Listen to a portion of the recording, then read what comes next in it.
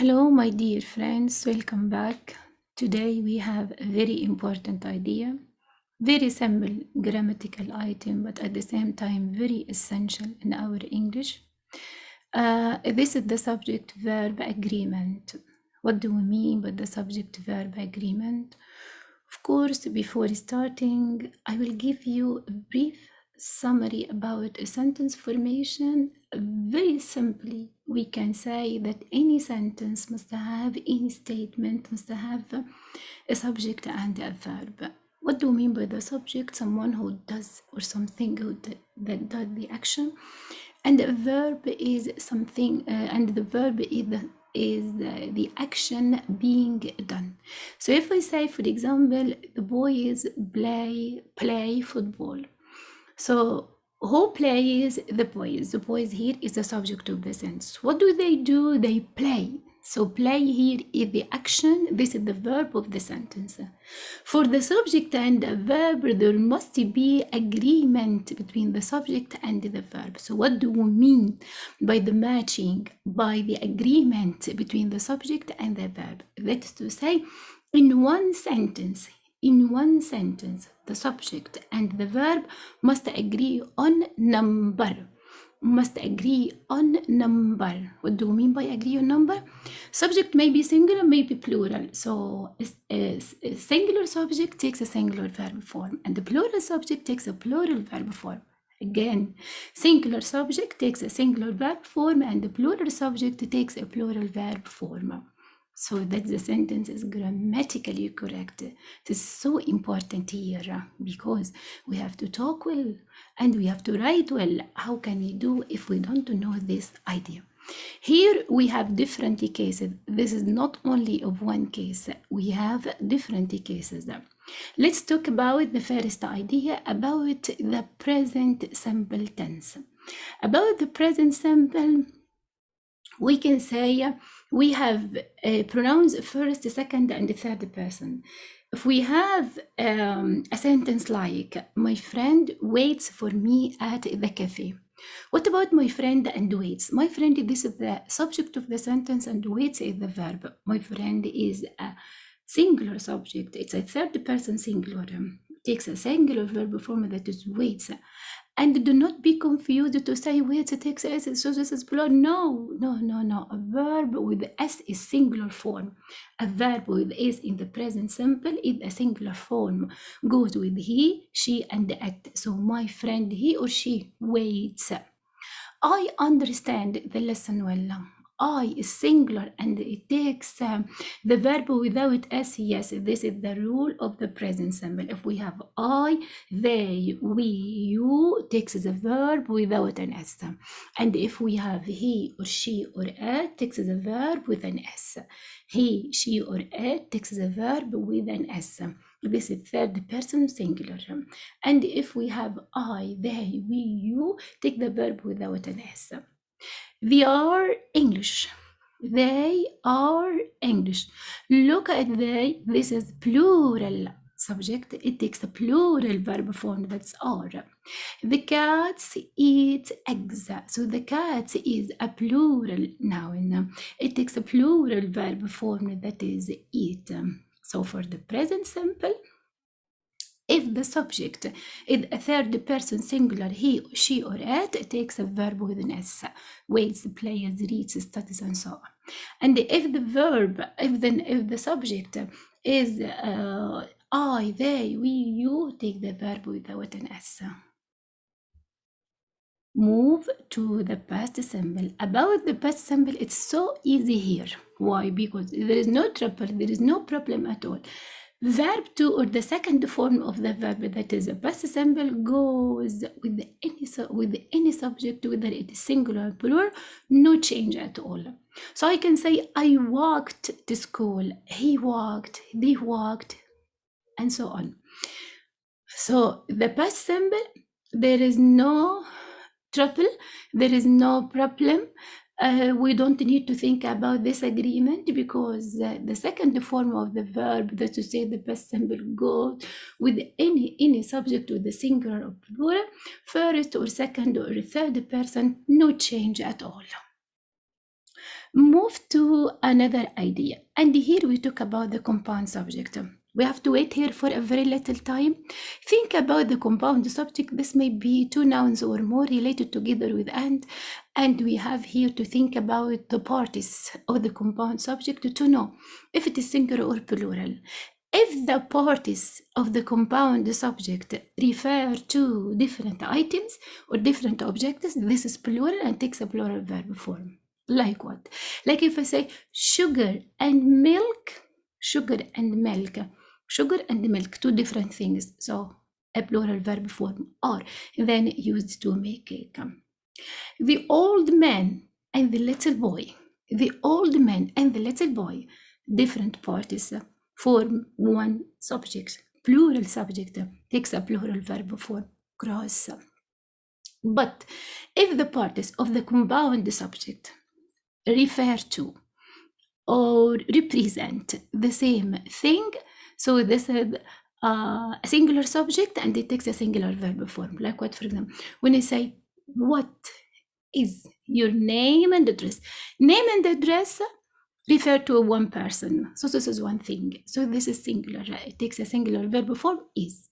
Pizza and vegetables is my favorite meal. Yes, pizza and vegetables, this is one meal. This is one thing. It is singular and it takes a singular verb form, that is. Beef and rice tastes great. Beef and rice, one meal, one dish. So it is singular and it takes a singular verb form, that is taste. Remember again well that the compound subject parties are very important here.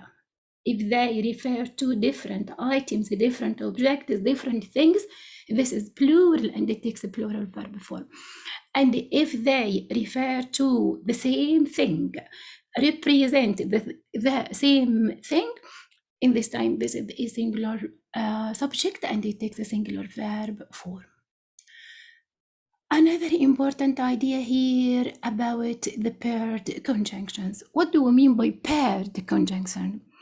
Paired conjunctions are types of adverbs that consist of two parties, like either or, neither nor, either or, neither nor. And here, how can we determine? We have two nouns. We have two nouns here. So how can we determine which one? Sometimes one comes singular, one comes plural. Which one will determine the form of the verb? We have to focus on, and remember it well, we have to focus on the second noun that is very near to the second part of the conjunction. We have to focus on the second noun that is very near to the second part of the conjunction. If it is singular, it takes a singular verb form. If it is plural, it takes a plural verb form. Look at the example. If I say either the boy or the girls, boy singular, girls plural, but we take here a plural verb form instead. Why? Because girls is the near to or the second part of the conjunction. If this is the plural noun, it takes a plural verb form, and we neglected the first singular. Look here, neither my friends nor my brother is at the club. My brother, this is the singular noun. That's near to nor, the second part of the conjunction. So it is singular, it takes a singular verb form, that is. Friends here is plural, but it doesn't affect the verb form because we focus on the second. We focus on the second noun that is near to the second part of the conjunction. Okay, so with the paired conjunction, focus well on the noun that is near to the second part of the conjunction and determine if it is singular, so it is a singular verb form. If it is plural, so it takes a plural verb form. Move to another idea about the indefinite pronouns. What do you mean by the indefinite pronouns and how can we determine the verb form with them? Let's first give examples of indefinite pronouns like what? Like someone, somebody, anyone, anybody, something, anything, each, and others. Usually they refer to singular nouns. I say, for example, each has an idea. I mean here, each one, each person, each woman, each man, each people, and so on, each. So this is singular. It takes a singular verb form that it has. Someone is here. Someone, just one, is. This is singular. It takes a singular verb form that is. Something feels wrong. Something, one thing. So it feels singular because something is one, just one thing. So if the indefinite pronoun refers to one thing, it takes a singular verb noun. It takes a singular verb noun. But sometimes we find the indefinite pronouns, sometimes they refer to plural nouns. In this case, we have to give a plural verb form. Let's say, for example, both are excellent. Both always, or mostly, give a sense of plural noun. Say both men, both women, both pupils, and so on. This is plural. It takes a plural verb form, are. How many people are there? How many people are there? I see several. Yes, there is a number here. More than one, maybe two, maybe more. This is plural, so it takes a plural verb form, are. So if the indefinite pronoun refers to a plural noun, it takes a plural verb form. And if it refers to a singular noun, it takes a singular verb form. Another case, the noun phrase. Noun phrase, what do you mean by phrase in English? Phrase is a group of words that give a meaning in itself, gives a meaning, but it doesn't give a complete thought or a complete form of a sentence. By the name noun phrase, so it starts with a noun. It starts with a noun. So let's focus on the key noun in the noun phrase. The most important noun in the noun phrase. This is the subject. If it is singular, it takes a singular verb form. If it is plural, it takes a plural verb form. Like what? If I say the bottles on the table are new. What about the bottles? The bottles on the table, all, this is the noun phrase. It starts with the noun, that is the bottle. This is the key noun here. This is the key part, the noun, the subject. Bottles is plural, so it takes a plural verb form, are. The second, the cause of these diseases is the same. The key noun here is the cause. This is singular. This is the singular noun. This is the subject. So it is singular and it takes a singular verb form, that is. So about the noun phrase, focus well on the key noun of the phrase. This is our subject. If it is singular, give it a singular verb form. If it is plural, give it a plural verb form. About the collective noun, and here we have two different points of view. Collective nouns, what do we mean by collective nouns in English first? Collective noun is a noun that carries a number inside. So I can say, for example, class is one by number, but how many inside the class? Family is one by number, but how many inside a family? At least two or more. Army, hospital, we can say mosque, different nouns, maybe singular in form, but inside they carry a number. About the collective nouns, in American English, collective nouns are always singular. But about British English says, if the collective noun refers to singular, if we mean by it singular noun, it is singular verb form, or it takes a singular verb form. But if we mean if we mean a plural, here it takes a plural verb form. I will give you some examples. If I say, for example, for American English, I say, my school is near to my house. School is a collective noun, but it is singular in number. It takes a singular verb form. The society or a society represents a person. Society is singular. It's a collective noun, but it's a singular in form. Represents is a singular verb form. If I say, if I ask someone, how is your family? This is in British English. They are all fine. Family here, I don't mean by the family, the name of the family. I don't mean by the whole of the family. I mean here everyone inside your family. So say, they are all fine. They are. are here is a plural verb form. So collective nouns, and if we consider it all the time singular, it's okay. American English says all collective nouns are singular and takes singular verb form.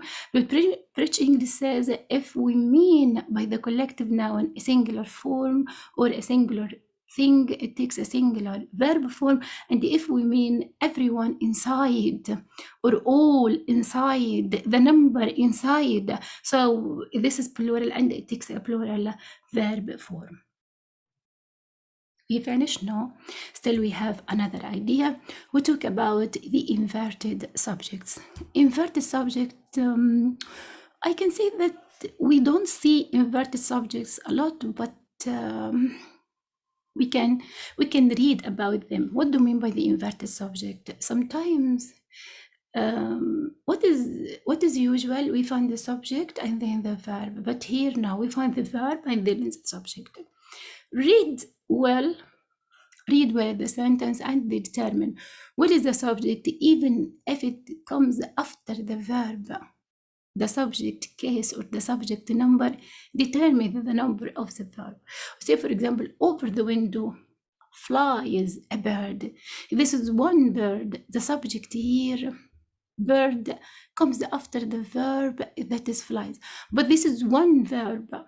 This is one bird. This is singular noun. This is a singular subject, so it takes a singular verb that is flies. On the chair stands a boy. A boy here is the subject, singular. It takes a singular verb form, stands. Next to the table are the chairs. The chairs here is the subject, plural noun, so it takes a plural verb form, that is are. So for the inverted subject, focus well. What is the subject of the sentence? It comes after the verb, it's okay, but which number? If it's singular, plural. If it is singular, take a singular verb. If it is plural, give it a plural verb form. Still, we have a final and so easy idea about there is and there are. What do we mean by there is and there are? There is and there are in the present case. There is present, there was past. There are present, there were past. There is or there was are followed by singular subjects, singular nouns. There is a chair, there was a boy. There is a mobile, there was a computer. So after here, after is comes a singular noun, singular subject, and after was at the same time. There are and there were. There are present and were past, but both are followed by plural nouns. So the subject with there are and there were always plural. There are some books on the table. There were some bottles on next to the chair, and so on. So there is and there are, is, was are followed by singular subjects. Where or are, is or was are followed by singular subjects. Are or were are followed by plural subjects. Up to here, we finished our discussion. We finished explanation, but we still have another part.